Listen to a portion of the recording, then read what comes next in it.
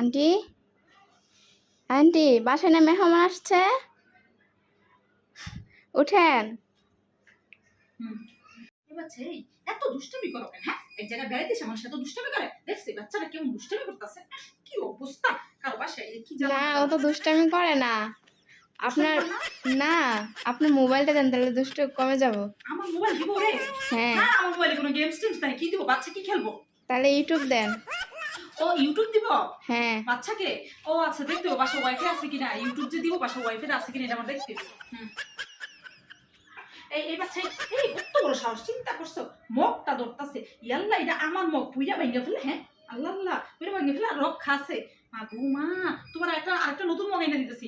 আগু মা, বাচ্চাটা করে কি ইয়াল্লা, এই বাচ্চাটা চকলেট পেলো কই থেকে? তুমি কি আমার বাসায় ফ্রিজ খুলছো নাকি? সাংঘাতিক অবস্থা তো, একটা বাসা নতুন আইসা ফ্রিজ খুলে চকলেট খাওয়া শুরু করছে।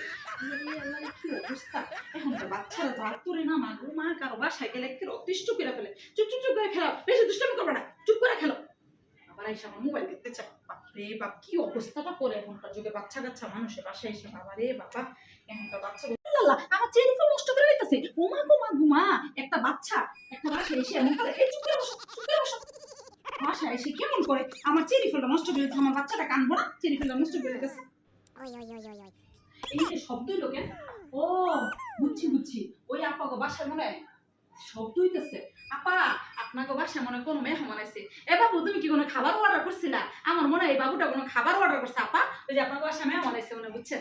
এই শুনেন, থাকেন, আপা আসতেছে। আপা আমার বাসায় বেড়াইতে এসছে তো, থাকেন আসতেছে। আচ্ছা আপা, আজকে আসি, আরেকদিন আসবো নি। আচ্ছা ঠিক আছে আপা, আইসেন আরেকদিন। ঠিক আছে, আজকে তাহলে যা। বাচ্চা লই আইছে বাসায়, না আসাই ভালো, এরকম মেহমান না আসাই বাসায় ভালো।